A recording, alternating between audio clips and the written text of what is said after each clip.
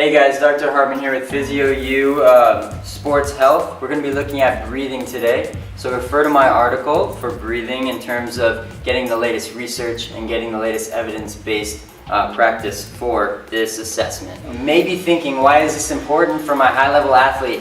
Because if you do not have trunk stability, you're going to have to make up for it somewhere else, and you're going to lose velocity on your throw, you're going to lose speed of your kick, you're going to lose trunk transmission force from ground to ball or ground to contact with another player. So this is going to be a very pivotal part in getting that force from the ground to whatever sport you're going to play. Also, if you are a professional weightlifter or a high-level weightlifter or a CrossFitter or something of that nature where you're lifting heavy weight overhead or heavy weight in any capacity, if there is a fault in your trunk, it will lead to faults in many other places down the chain, and you'll get a breakdown and a regional interdependence breakdown that we really don't want to see with our high-level athletes. So we're going to have the patient in supine. We're going to look at their rib angle to start with. So on Jess, we're going to want as close to 90 degrees as you can get for proper bracing and guide wires for the muscles of the trunk.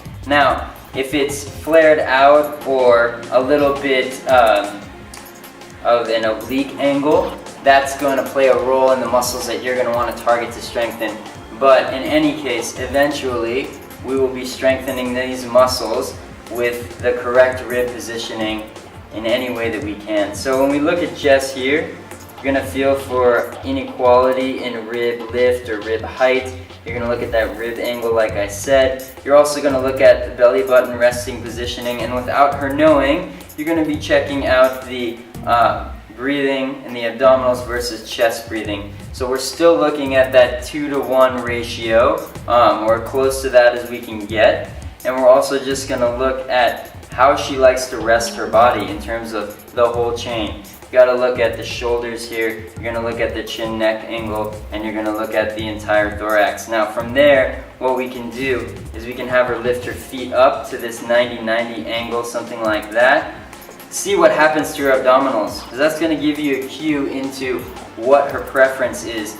Does her belly button wink up, come down, move to the side, or move to the other side is going to tell you what's strong, overactive, or overused. Now, we can also have her keep these down and just try and palpate posteriorly and anteriorly on the lateral portions of her trunk in order to get her to turn on a brace. So I just say, turn on your abdominals and then see what they do. Now from there, that's going to guide your assessment, and read in my article to further guide your practice on how you would take it from there.